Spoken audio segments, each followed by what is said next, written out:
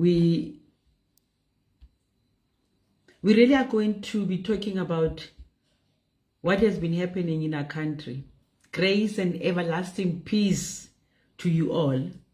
First of all, I want to thank the Lord for answering our prayers. South Africans in their diversity have prayed and are continually praying, and all the negative spoken pronouncement and evil prophecies about our country failed, and we can stand and declare that the enemy was defeated. So I'm really wanting to engage about what has been happening in our country. And those that have been following us on Freedom Thursdays, you know we have had dialogues around migration, illegal migration, the crisis that is simmering. And we're talking about the simmering crisis because by then, what has been coming up was around the date here, the 30th of June. And we feel that this today has to be that day when we are engaging around that, looking at the day that has happened today. And really this speech or this engagement should be for a national dialogue, because we are one nation, but we are miles apart. And we must call our country back to itself, or the enemy will destroy us and destroy all the hard-earned fruits of this democracy. Since the escalation of marches in different provinces against foreign nationals who are in the country illegally, so they are undocumented and almost getting in and out of our country as ghosts, as they are not seen or known. And also the marches were around those who have fraudulent papers that they bought, especially from Home Affairs officials, that are creating a crisis for this nation internally and internationally, as our passport is slowly losing its value because of greed and corruption. And I don't want to talk about fake marriages that are now a thorn for those women who have lost their independence and cannot move or do anything that requires a non-existent husband signature. We have seen posts of foreign nationals flaunting their own national passport and the South African passport that they got illegally from Home Affairs, which basically means they can continue committing crime using South African passports, and when caught, they can produce their own national passport. And last week or so, we also saw a report that says Ireland has denied asylum seeking and is repatriating South Africans from Ireland. And guess what? Even though the passport was South African, however, the people carrying the passports were not South Africans. So there was noise.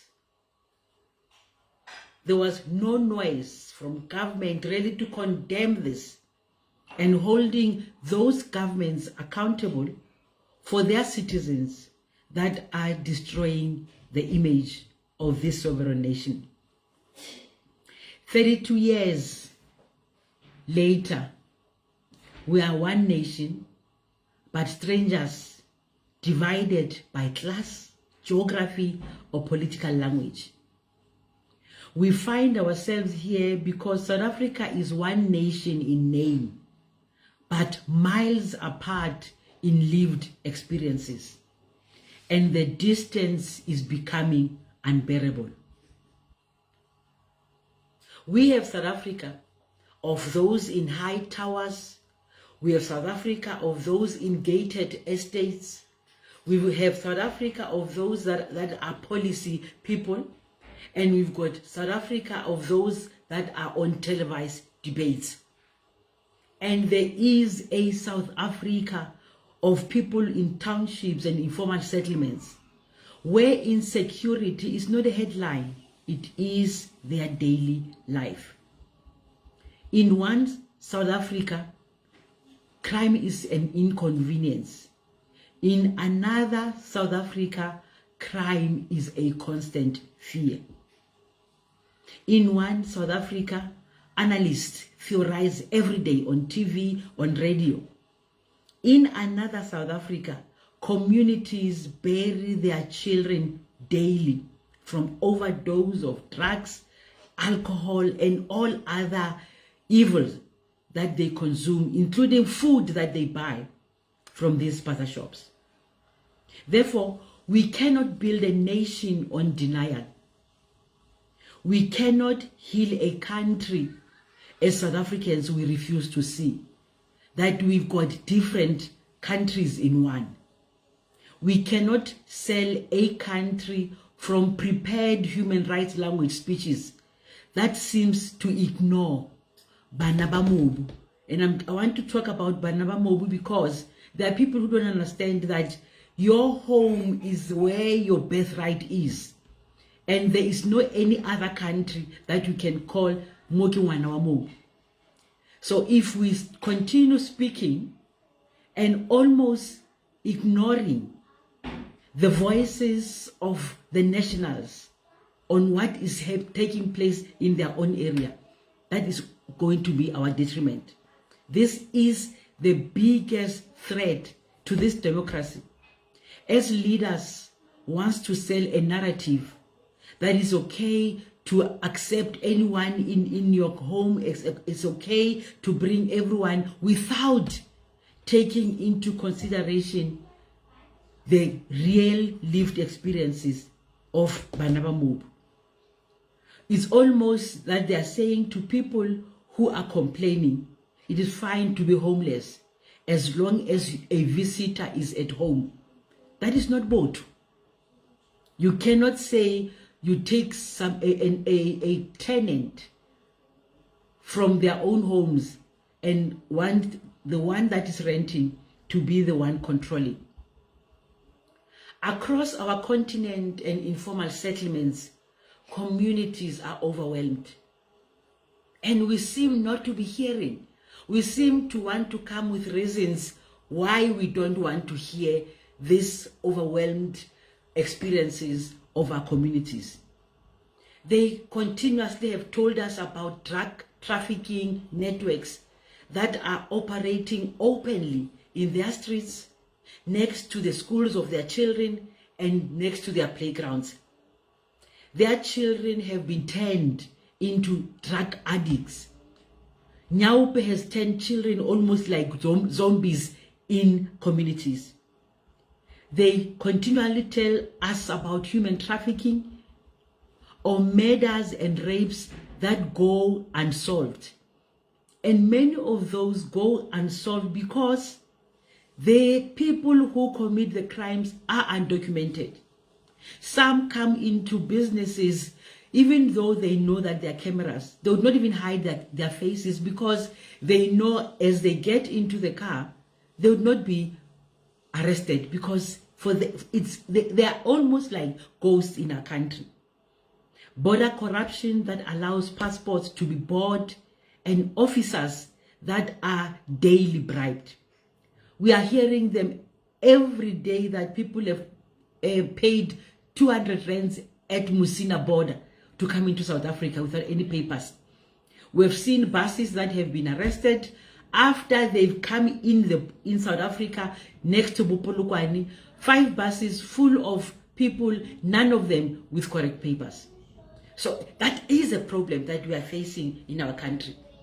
They also are complaining about clinics that run out of medicine because of the volume of those that access them. These are realities of the other South Africa. The ones that don't have medical aid, the ones that don't stay in gated communities, the ones that don't have CPFs and cameras all over, even though they might not be in gated communities. where every day there is somebody that you can go to a WhatsApp group and say, there's a car coming. These are the ones that are experiencing this, including those that wants to connect their electricity illegally in their homes. And when they speak, they are being intimidated. This is the South Africa that the people that have been raising their voice are coming from. They are not rumors. These are not political slogans. These are lived experiences of South Africans. So, when communities march, and don't forget that as they march, they are exercising their constitutional right. They are not, it's not something that they do illegally. They apply to march. They apply and they are given permission to march. And they're told that you are going to march on this street and that street. You cannot go out of these parameters. So they are exercising their constitutional right.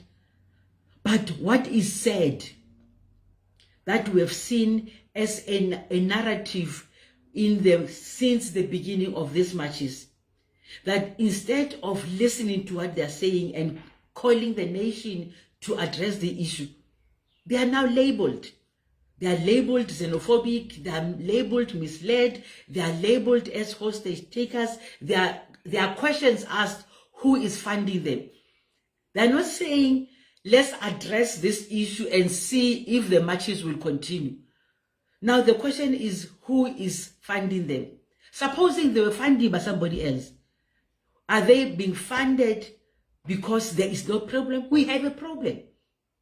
And we've got a problem that for the 32 years, we failed to address that problem. There is a small group of people who are saying now in the build-up that we are not going to be held hostage by a small group of people. Now, my question was, in the 32 years of democracy, even with the policies and the laws that we made, there was never one law that we made where the whole South Africa made input. We go to halls, there might be 1,000 people coming, we go to another community, there might be but there was never a law that was made where every South African made an input. So why is it different with people who are saying we are marching because we can't deal anymore with undocumented illegal immigrants in our communities? Few people have been raising their opinions in this country on TV and radio. We call them consultants, we call them experts. They are on TV, they are on radio, talking about their own experiences without consulting anyone in South Africa. They are experts because they are doctors, they are professors, but they are doctors on a specific topic that has nothing to do with what is happening now in our nation. So if you call them to come and make inputs, and you take what they are saying as truth, what is so difficult to listen to people whose life experience is undocumented illegal people in their communities? In the dialogue that we had around migration crisis, we spoke about that father who made a video to say he woke up and next door there are almost 10 men who are staying in that house. And as the father of 4 girls, for her that is a problem. We've got crime as a nation. We've got domestic violence as a nation. Now there are men that he doesn't know where they're coming from next door to his house, and he's got girls that he's raising.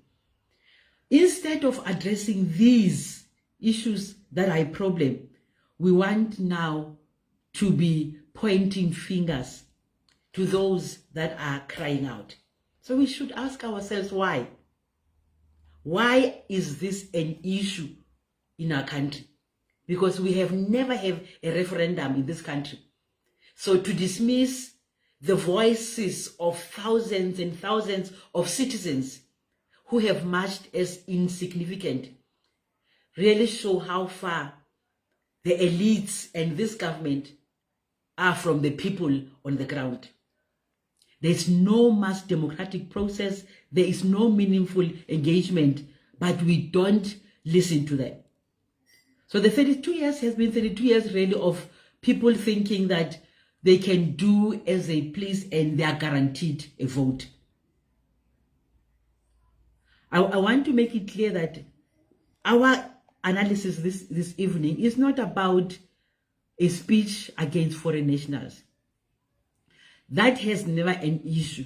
Even with the ones that are marching, it has never an issue, a blanket issue around foreign nationals. It has been an issue around undocumented foreign nationals in the country. So stop labeling and using bullying tactics to silence South Africans that are raising genuine issues. This is about criminal networks that prey on poverty. It is about private sector that commits crime daily by hiring undocumented foreign nationals because they want to exploit them. It is about abandonment of communities who have been left to fend for themselves against this invasion. I say to people, since the marches have happened in the country, one thing that has shocked the ones in high towers, the gated communities, was what was happening, that is still happening now in Durban. That they thought it will be repatriating 100 people to go to Malawi. We are now told there are now almost 30,000. 30,000 undocumented, because those people that are being repatriated are not in the country illegally. Are not in the country legally. They are in the country illegally. We are told that in the 10 buses that already left to Malawi, I think in one bus there were 3 people that were legal in South Africa. Everyone in that bus was in the country illegally.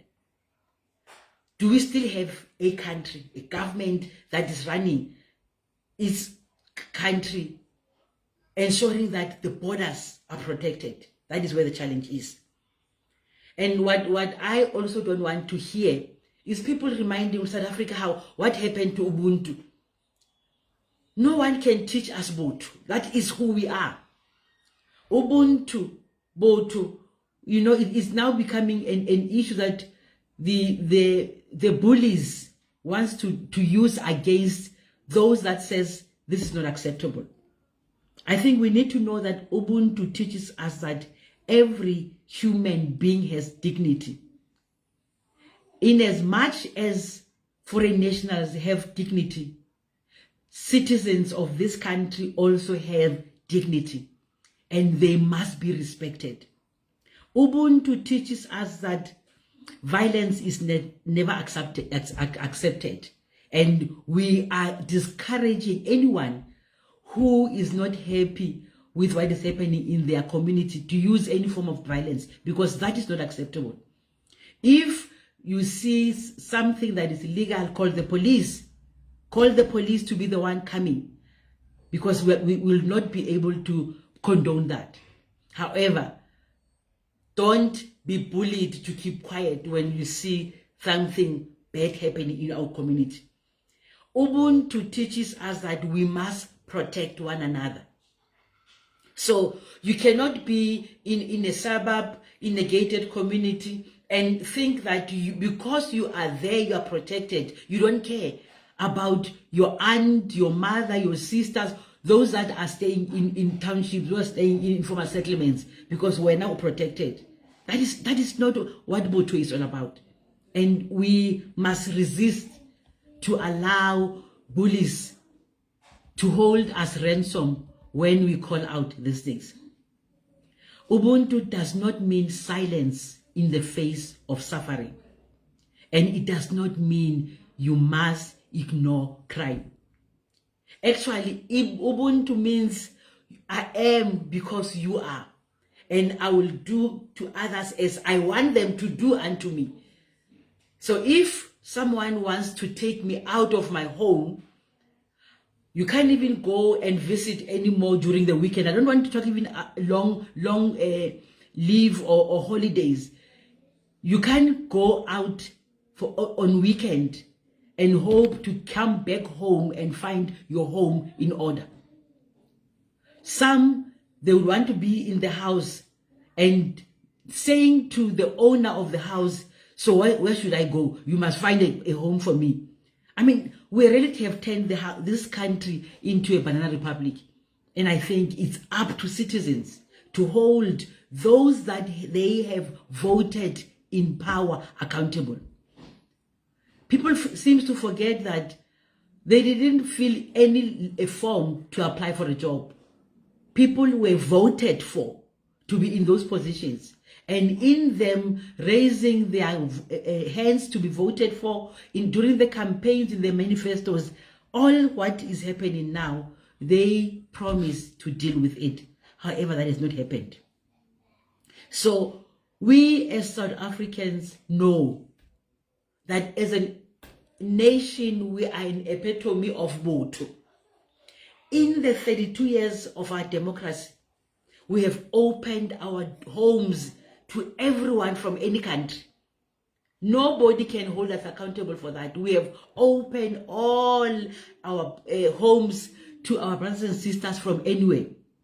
Those that were in South Africa at 2010 World Cup, they still talk about Botho of this nation, including FIFA itself, when they talk about the most World Cup where even the fans were incorporated and the vibe, they still talk about South Africa. So what has changed? Why would South Africa now be xenophobic while everyone speaks about it being a hospitable a nation? A week ago, there is another international document or poll that shows South Africa as the friendliest country in the world. So as South Africans, we must rebuke and cancel any word that seeks to hold us in bondage. We have to cancel it. And I think I said it also in our Freedom Thursdays, that we should not even use it in our chats, wherever you write. Don't use this X word, because that is the word that wants to make us not to stand for the rights of this nation. Being hospitable, being the most friendliest to what we are seeing now, is because that hospitality, people took it as pure stupidity and exploited it to the extent that we are seeing what they are doing in our communities, and they're even telling people not to open their spaza shops in their own townships. They've really turned all Botuboka Ofela into stupidity, and with the support of corrupt officials in government. And every day I say Madlanga Commission is showing that movie daily on our screens. Now, what I think we need to be talking about also, why this matches, is that South Africa is regarded as the most unequal country on earth. Not by South Africans. We see it in UN reports. Therefore, South Africa and South Africans, especially the elites, cannot pretend to be whole and use nonsensical slogans that no, we are one Africa, we must have borderless Africa. Borderless Africa where? Because even in our own country, we all have borders, we've got fences, but you're expecting people that you don't know, not your neighbors, just to come in and out without being documented. That it cannot be. When we speak about inequality, inequality is not only about income. Inequality is also about safety. Inequality is about visibility, but also inequality is about voice. whose voice is being listened to. And why is that voice matter? When we're speaking about 65 million people, even though 20-something of those are not South Africans, why will 50-something million South Africans not matter? And only the elite, the haves and the have-nots, almost like only the middle class matters in a nation of so many people who are still staying in rural communities, in informal settlements, in townships, some not educated, some still in almost like nothing has happened in 1994. So we really should not allow that to put us and our communities silence. Those in high towers do not walk the streets where drugs are sold. They do not live next to informal settlements where there are brothels around communities. They do not experience police failing to respond when they are called, when there is violence, where people are fighting the streets, where people just break the bylaws that there will be a party that goes on from 6 to 6 and communities have no say. They do not face the daily fears of undocumented perpetrators. And what is said, they do not bury their children lost to addictions from drugs sold by these foreign nationals. This distance is the one that produces judgment instead of empathy. Because sometimes when you're listening to people speaking, you're asking yourself, do they really stay in our country? Do they really understand what is happening? Have they forgotten exactly where they're coming from now that they're holding these positions of leadership? They have no clue what's happening in the townships, in informal settlements. What is it that makes people not to have empathy? It cannot be that it produces the theory instead of action. It produces labels instead of listening. And you ask, if people can listen to those that have put them in positions of leadership, then there's a problem. Then there is a problem because they don't value that vote that they were given. So as we're thinking of all the marches, the build-up and what has happened today, is that our people are not calling for violence. They are calling for safety. They are calling for accountability. They are calling for border integrity. They are calling for protection of their children. And also they are calling for respect for their constitutional right. What is most important, they are calling for a government that sees them, and not only sees them, that hears them. And after hearing them, they want that leadership that acts. Now, when thousands and thousands of citizens march, that is a wake-up call. And that is not a disturbance. That is democracy speaking. That is pain of a nation speaking. And that is a nation that says enough is enough and we want to get healing. So for leaders, analysts, policymakers, I think our call today to you is that come down from your high towers. Walk the streets of the people. Listen without judgment. Engage without being defensive, and respond without delay. Do not turn the citizens' anger into us and them. That is not going to help. We should never allow the enemy to divide us. We should not weaponize the language that divides us. Do not dismiss communities as irrational or hateful, especially with this, as from the beginning, it was about undocumented illegal foreign nationals. And we're asking ourselves, why don't we understand what they have been saying? There was never an issue of all foreigners must go. From day one, they were talking about undocumented and illegal in the country. So if it is about undocumented and illegal, why are we promoting criminality and crime? Why would we support something that we know is illegal? How does that benefit whoever is promoting it? And we said we are not going to allow anyone to hold South African hostage and using Afrophobia or whatever. Because when you go to their own countries, you are expected to come with documents. You are expected to apply for a visa. You must have a passport, apply for a visa, and go to their countries. So why is it different when it comes to South Africa?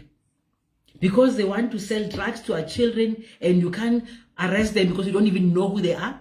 It cannot be. It cannot be that when South Africans want people to come here legally so that we know who they are.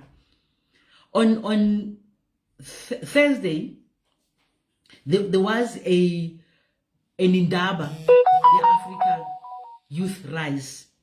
And in that Indaba, it's an international conference that was online. And I was also speaking at that conference. There was a ambassador who was a minister in Seychelles, in Mauritius. And when we are addressing the issue of immigration crisis in Africa, what St. Anne says, he says in Mauritius, even though they have all these stories, I mean, in the continent, Mauritius has all these stories are coming and going. He says we don't have a problem of illegal migration because you cannot get a visa going to Mauritius and not giving the name of the hotel you are going to stay in. He was almost making a joke that you can't say I'm going to Mauritius and I'm going to stay in Saint Enga's house.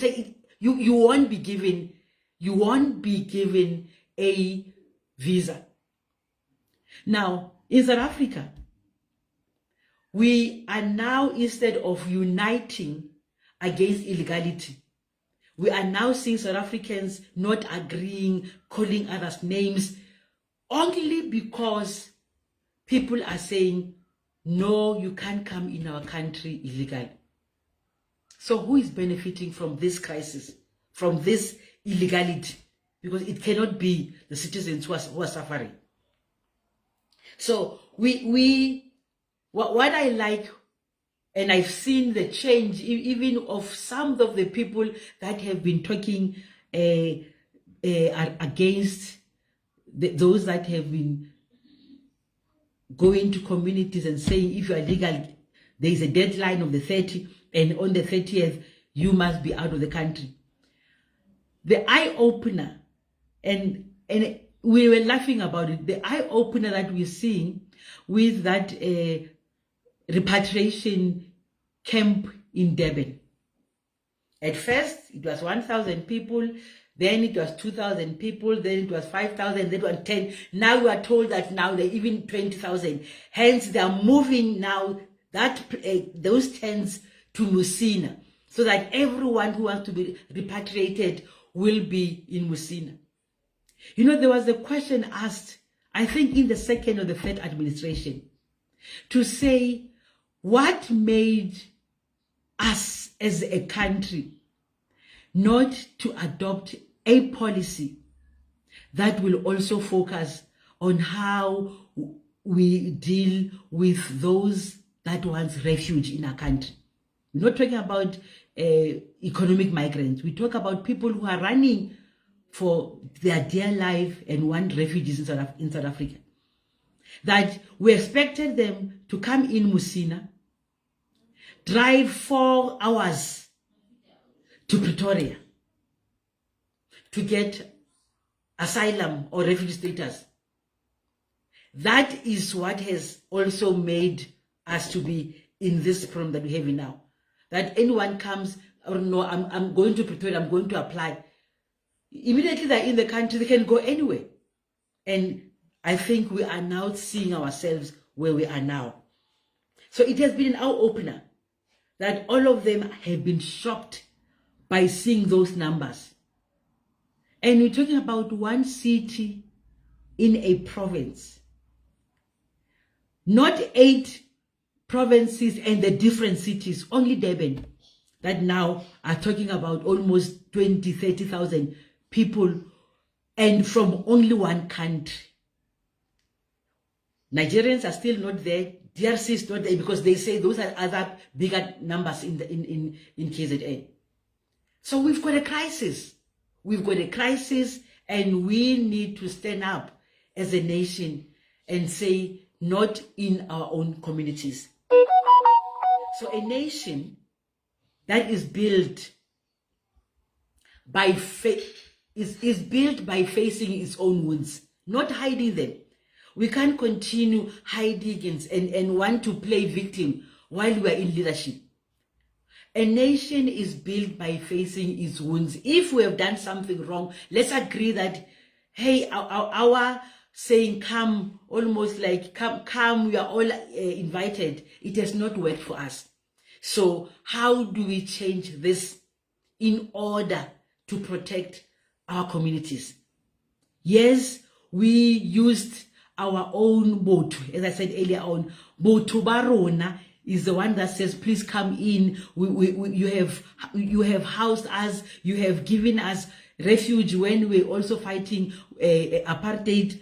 But we cannot be held hostage because people have accommodated us when our brothers and sisters, our mothers and fathers, our grandfathers ran from the brutal apartheid regime.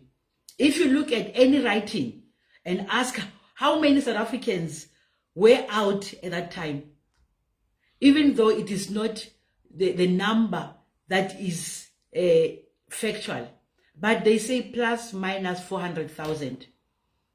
We've got almost 20 plus million people in this country. And the people that accommodated those, Uganda, Zambia, Tanzania, are not here. They are not the ones that are a challenge to the nation. So can we as a nation, and I think we continuously say, now that we've got a national dialogue, can the national dialogues also address the issues, real issues that affect South Africa in 2026? We dealt with issues that affected South Africa pre-1994. There are issues that are affecting South Africa now, of lawlessness and criminality, that still you will not see from the citizens. There is no South African that can just go in a building in Hillbrow, or not, because I'm in Pretoria, let's talk about Pretoria, that can leave Mamelodi and go to Sunnyside and hijack a building. So why is it acceptable? We're talking about hijacked buildings. And inside those hijacked buildings, now there are informal settlements in hijacked buildings.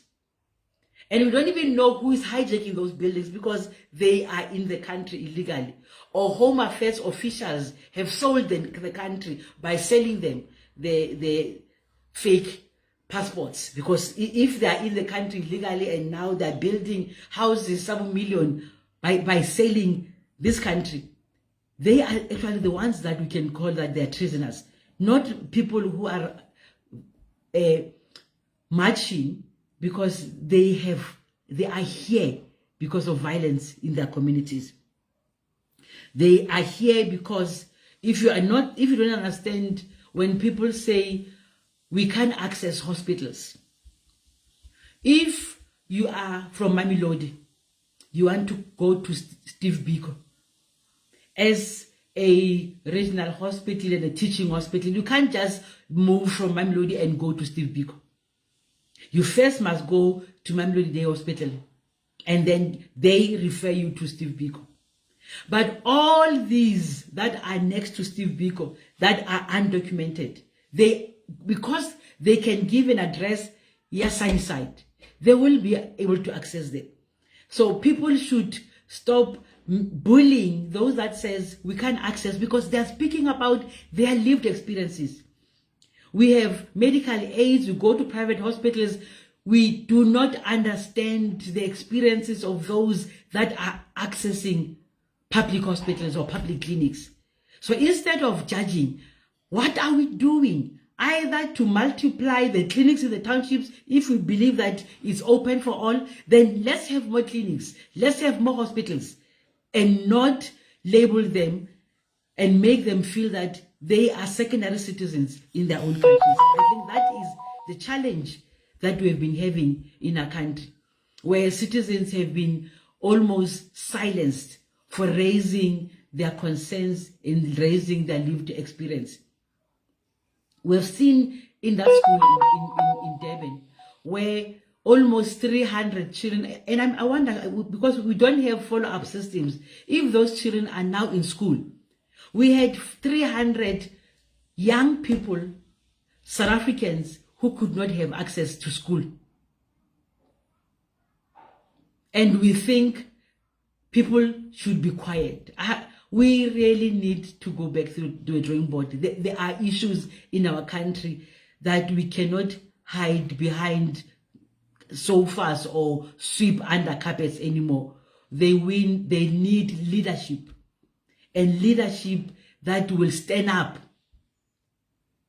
and say, in South Africa, we've got a law, and the law says A, B, C, D, and if you do not comply, we're not going to be wasting millions every day to repatriate, and you come the following day.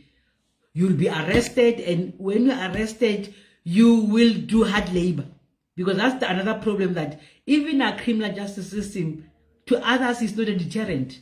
I don't have food, I'll commit crime, because in prison I'll have 3 meals. We need to have a deterrent for those that want to come to South Africa to do crime, that they know that they will be held accountable for what they're doing. So I think for me, as a way forward, because these matches are not going to end. They're not going to end today. Even when they will moving the repatriation tents to Musina, as I said, it was only one country, Malawi. There are others in their thousands, 100,000s in the country. And those that are staying next to them, they are still going to be marching. What is the strategy that we're having as a country? So to calm their fears and to make them aware that this is the plan, and our plan is very clear. This is how we're going to deal with undocumented illegal foreign nationals in our country, not slogans that says there is no human being that is illegal in another country. I mean, that in itself shows how people have low disregard of citizens of this nation. Because you cannot say human beings, hey, this is Africa, it's open borders. But the open border is only one way. It's not, there's no 2 ways in terms of open borders. It cannot be like that. So I think for the way forward, as we talk about Ubuntu, we say Ubuntu demands that, yes, we reject violence.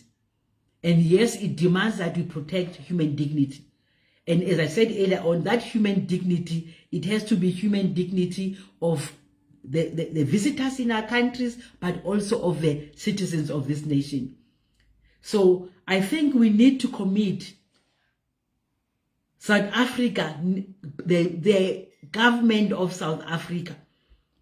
We're told by the IMC responsible for the criminal justice system and looking at the borders, you know, they're giving us now, they've strengthened border control, they have da-da-da-da.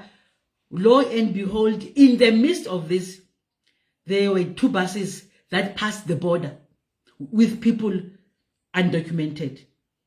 So we have a problem of officials that don't love South Africa. Because you can't have political principals pronouncing and saying this is a plan, and before the week ends, we have already a bus in our country with people who are undocumented. That's a problem.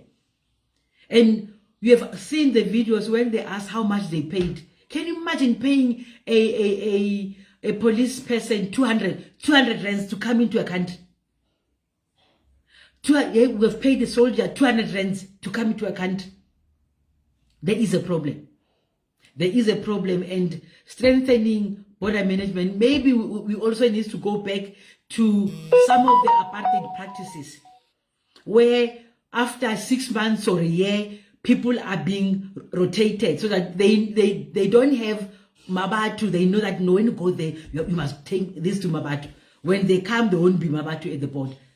That maybe we need to go to rotation while we are strengthening the border management. We need to ensure that our borders are closed. These borders where people can come from, whether the river, the Inging, that needs to stop. But also we need to end corruption, and people must be arrested. We have seen that, yes, the officials that have been, 1 or 2 have been arrested, but others have been suspended or fired. That is not enough. You can't sell the country and just being, they need to go and serve in prison for the crime they've committed.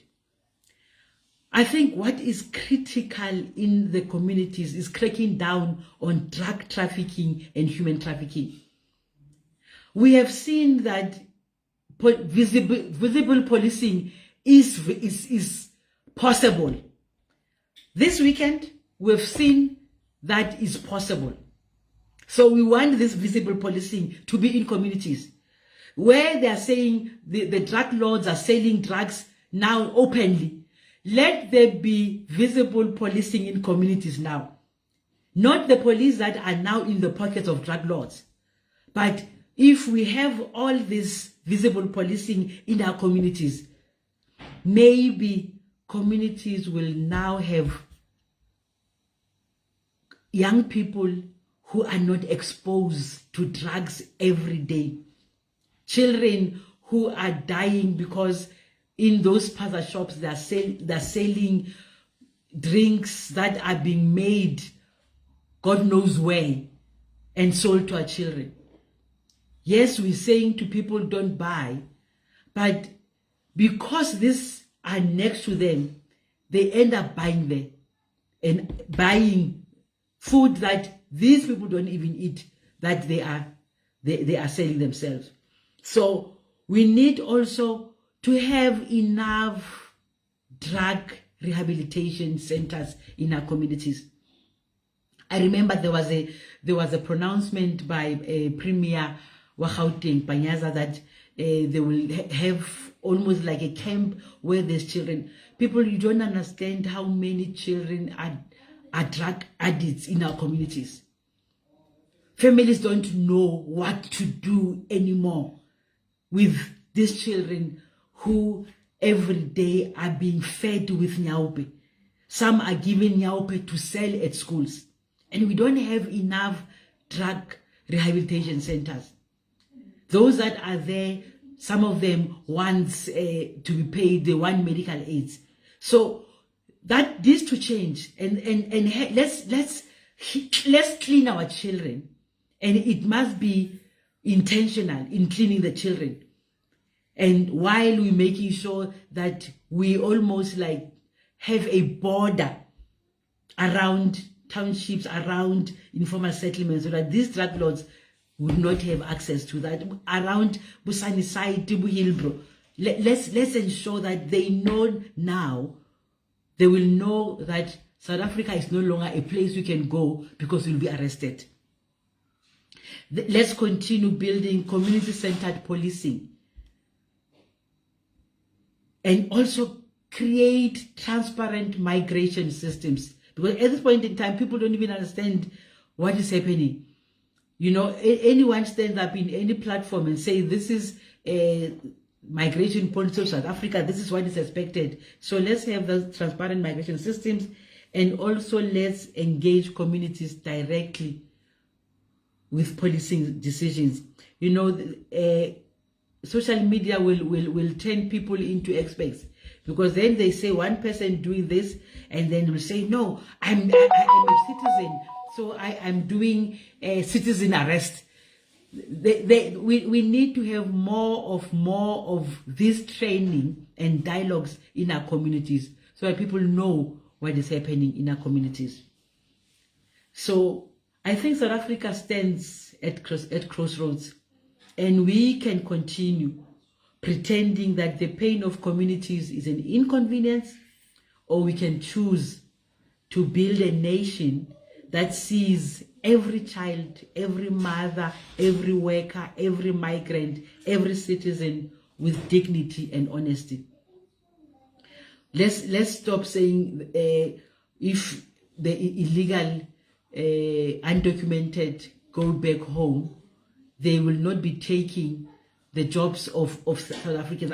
I was telling young people yesterday, you know, those that are post 1994, and some of them are staying in suburbs, they have no clue that many of us and their brothers and older brothers and sisters worked while they were at universities. They worked at these restaurants while they were at universities. They worked at hotels while they were at school. So now none of them can work anywhere else, because they are not being given that opportunity by the employers, because they want to exploit the poor migrants who are in our country. So that is what we are talking about when we say, can you just follow the law? Private sector or whoever is employing foreign nationals in jobs that are not rescues, be arrested. Not only a fine of 10,000, be arrested, so that they've got a criminal record. That will make them to stop. So communities have marched in their thousands. They have spoken. They've cried out. They have demanded safety, dignity, and accountability. So what must happen is a caring government.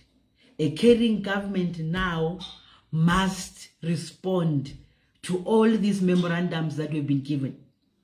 Respond differently from almost the 32 years of not hearing. Respond differently so that you give, you know, South Africans surety that things will change going forward. Let today's marches be the moment we choose to hear one another, not the us and them, because us are staying in the suburbs, we are staying in gated communities, but as South Africans, let's hear one another. Let this be the moment we choose to become one nation, not miles apart, but standing together. I think that is our analysis going forward. I see Mepuseleto, you've written on Facebook that we will talk as long as the rotten potatoes of hundreds of political parties are given a go ahead with corrupt members. No screening does not take place, we will fail. That's so true, Tabi. So not forgetting kids who can't get space in schools. Yes, we spoke about it in every January, that children who can get space in schools. That is what is on Facebook. Let me see what is on, if there's anything on the YouTube itself. No, there are no comments. So with that, I think for me and our foundation, we continue with the dialogue, and we continue engaging those in positions of leadership, and that they need to listen to South Africans. It cannot be business as usual.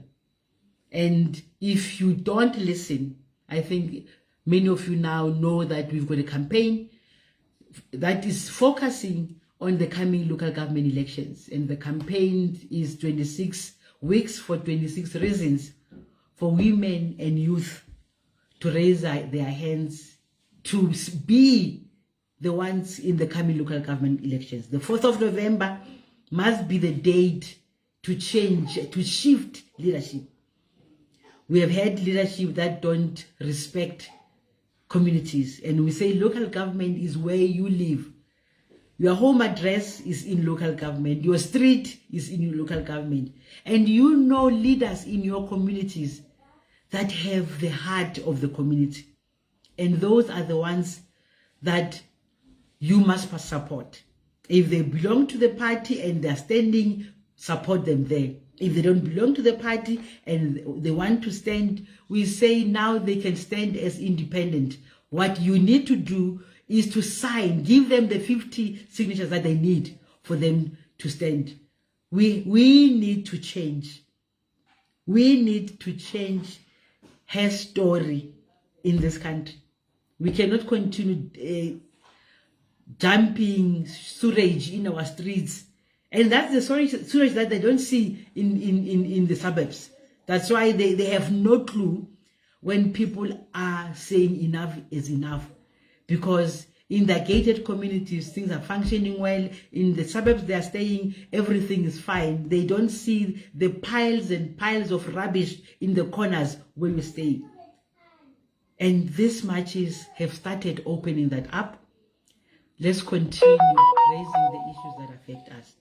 With that, I want to thank everyone who managed to join our analysis and critique of what has been happening, and as we continue with raising our voice to say, be the change that you want to see in your own community, and nobody else will do that for you. Thank you everyone.